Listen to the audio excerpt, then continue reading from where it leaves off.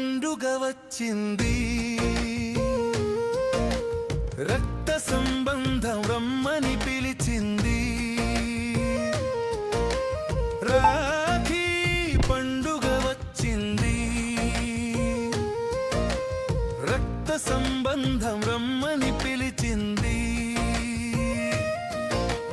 రాత్రికైనా వెన్నెల వచ్చి తోడంది,